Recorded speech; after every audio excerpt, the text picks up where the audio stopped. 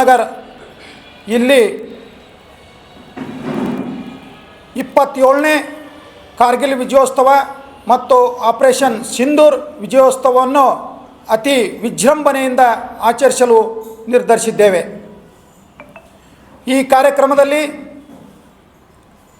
ಅಂಧ ಮಕ್ಕಳು, ಅನಾಥ ಮಕ್ಕಳಿಗೆ ಪ್ರೋತ್ಸಾಹಧನ ನೀಡಿ ಸನ್ಮಾನಿಸಲಾಗುವುದು. ಅದೇ ರೀತಿ ಕಾರ್ಗಿಲ್ ಯುದ್ಧದಲ್ಲಿ ಆಪರೇಷನ್ ವಿಜಯದಲ್ಲಿ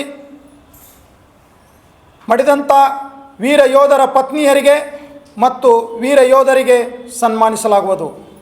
ಅದೇ ರೀತಿ ನಿವೃತ್ತಿ ನಂತರ ಸಮಾಜದಲ್ಲಿ ಒಳ್ಳೆಯ ಸಮಾಜ ಸೇವೆ ಮಾಡಿದಂಥ ನಿವೃತ್ತ ಸೈನಿಕರನ್ನು ಗುರುತಿಸಿ ಅವರಿಗೆ ಜನರಲ್ ಕರೆಪ್ಪ ಅವಾರ್ಡ್ ಹಾಗೂ ಸೈನಿಕ ರತ್ನ ಅವಾರ್ಡನ್ನು ನೀಡಿ ಸನ್ಮಾನಿಸಲಾಗುವುದು. ಅದೇ ರೀತಿ ಉನ್ನತ ಶಿಕ್ಷಣದಲ್ಲಿ ಒಳ್ಳೆಯ ರ್ಯಾಂಕ್ ಪಡೆದಂಥ ವಿದ್ಯಾರ್ಥಿಗಳನ್ನು ಗುರುತಿಸಿ ಅವರಿಗೂ ಪ್ರೋತ್ಸಾಹಧನ ನೀಡಿ ಸನ್ಮಾನಿಸಲಾಗುವುದು. ಈ ಕಾರ್ಯಕ್ರಮದಲ್ಲಿ ಇನ್ನೂ ಅನೇಕ ಸಾಂಸ್ಕೃತಿಕ ಕಾರ್ಯಕ್ರಮಗಳನ್ನು ಹಮ್ಮಿಕೊಳ್ಳಲಾಗಿದೆ. ಈ ಕಾರ್ಯಕ್ರಮಕ್ಕೆ ಕರ್ನಾಟಕ ರಾಜ್ಯದ ಮಾನ್ಯ ಮುಖ್ಯಮಂತ್ರಿಗಳಾದ ಶ್ರೀ ಡಿ.ಕೆ. ಶಿವಕುಮಾರ್ ಸಾಹೇಬರಿಗೆ ಆಹ್ವಾನ ನೀಡಲಾಗಿದೆ. ಅವರು ಕೂಡ ಬರುವುದಾಗಿ ಭರವಸೆ ನೀಡಿದ್ದಾರೆ. ಅದೇ ರೀತಿ ನಮ್ಮ ಬೆಳಗಾವಿ ಜಿಲ್ಲೆಯ ಅಚ್ಚುಮೆಚ್ಚಿನ ಜನನಾಯಕರಾದ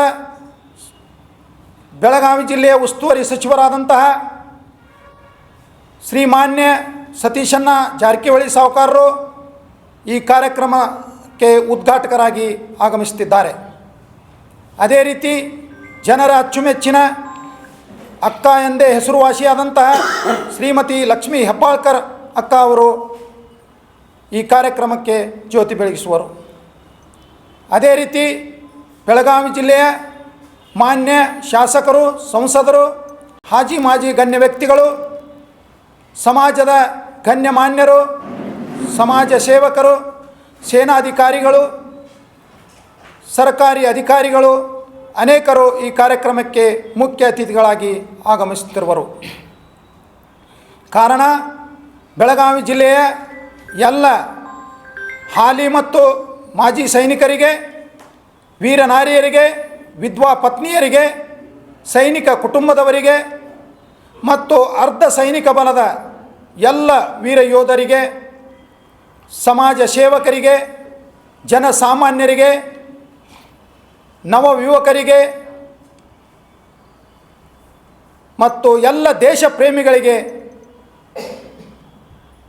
ಈ ಕಾರ್ಯಕ್ರಮಕ್ಕೆ ಮರೆಯದೆ ಬಂದು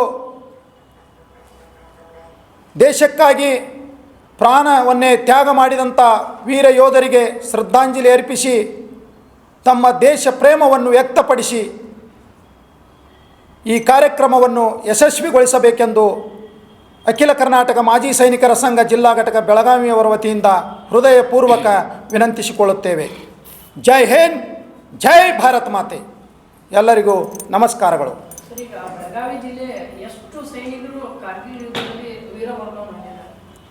ಬೆಳಗಾವಿ ಜಿಲ್ಲೆಯಲ್ಲಿ 596 ಭಾಗಿಯಾದವರು ಬೆಳಗಾವಿ ಜಿಲ್ಲೆಯಲ್ಲಿ 6000 ಸಮಥಿಂಗ್ ಇದೆ.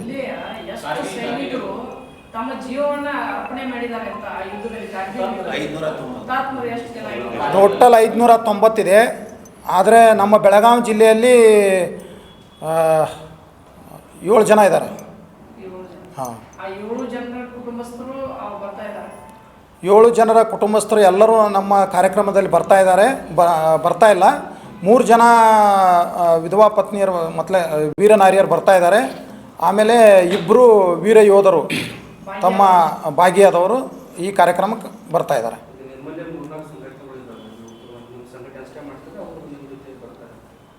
ನಮ್ಮ ಸಂಘಟನೆದವ್ರು ಮಾತ್ರ ಈ ಕಾರ್ಯಕ್ರಮವನ್ನು ಹಮ್ಮಿಕೊಂಡಿದ್ದೇವೆ.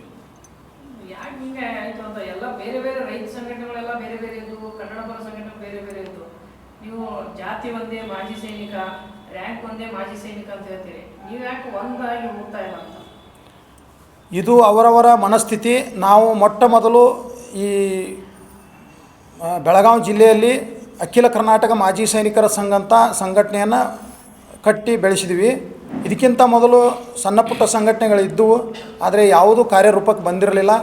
ನಮ್ಮ ಸಂಘಟನೆ ಬಂದ ಮೇಲೆ ಎಲ್ಲ ರೀತಿಯ ಏನು ಮಾಜಿ ಸೈನಿಕರಿಗೆ ಸರ್ಕಾರದಿಂದ ಸಿಗಬೇಕಾದಂಥ ಸೌಲಭ್ಯಗಳ ಬಗ್ಗೆ ಹಾಗೂ ಹಾಲಿ ಸೈನಿಕರಿಗೆ ಮತ್ತು ವೀರನಾರಿಯರಿಗೆ, ವಿಧವಾ ಪತ್ನಿಯರಿಗೆ ಏನೇನು ಸರ್ಕಾರದಿಂದ ಸೌಲಭ್ಯಗಳಿವೆ ಅದನ್ನು ಅರಿವು ಮೂಡಿಸಿ ಜನರಿಗೆ ಏನು ಸರ್ಕಾರದಿಂದ ಸಿಗಬೇಕಾಗಿದೆ ಮತ್ತು ಸಮಾಜದಲ್ಲಿ ಯಾವ ರೀತಿ ನಾವು ನಡೆದುಕೊಂಡು ಹೋಗಬೇಕು ಅನ್ನೋದನ್ನು ಈ ಸಮಾಜಕ್ಕೆ ಅರಿವು ಮೂಡಿಸಿದ್ವಿ.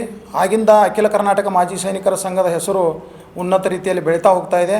ಆದರೆ ಅದಕ್ಕೆ ಇದನ್ನು ನೋಡಿ ಮತ್ತೆ ಸಂಘಟನೆಗಳು ಹುಟ್ಟಿದವೆ, ಅವರು ಕೂಡ ಒಳ್ಳೆಯ ಕೆಲಸ ಮಾಡ್ತಾ ಇದ್ದಾರೆ.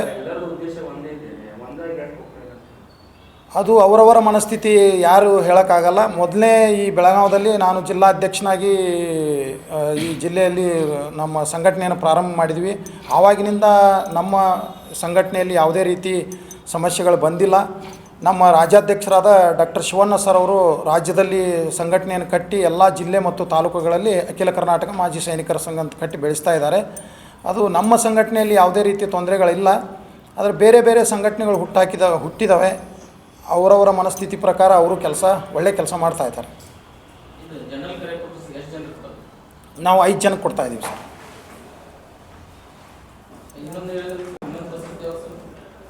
ಸೈನಿಕ ರತ್ನ ಸರ್, ಅದು 5 ಜನಕ್ಕೆ ಕೊಡ್ತಾ ಇದ್ದೀವಿ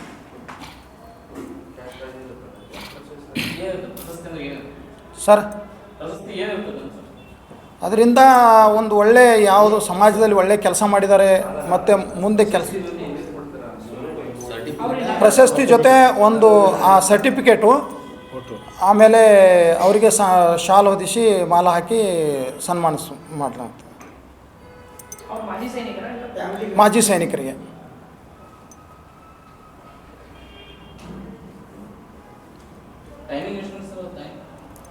KPTC ಹಾಲಲ್ಲಿ 11 ಗಂಟೆಗೆ ಇದು ನಮ್ಮ ಕಾರ್ಯಕ್ರಮ ಪ್ರಾರಂಭಗೊಳ್ತದೆ.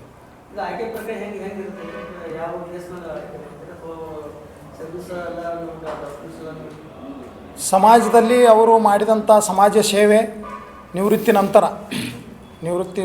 ಸರ್ವಿಸಲ್ಲಿರುವಾಗ ಏನು ಮಾಡಿರಲಿಲ್ಲ ಸಮಾಜ ಸೇವೆ, ನಿವೃತ್ತಿ ನಂತರ ಸಮಾಜ ಸೇವೆ ಮಾಡಿದ ರೀತಿ ಮತ್ತು ಅವರು ಯಾವ್ಯಾವ ಕೆಲಸ ಹೇಗೆ ಮಾಡಿದ್ದಾರೆ ಅದನ್ನೆಲ್ಲ ಗುರುತಿಸಿ ಅವ್ರನ್ನ ಒಳ್ಳೆಯ ಒಂದು ಆದರ್ಶ ಸೈನಿಕರಂತ ಪರಿಗಣಿಸಿ ಅವರಿಗೆ ನಾವು ಪ್ರಶಸ್ತಿಯನ್ನು ಕೊಡ್ತಾಯಿದ್ದೀವಿ.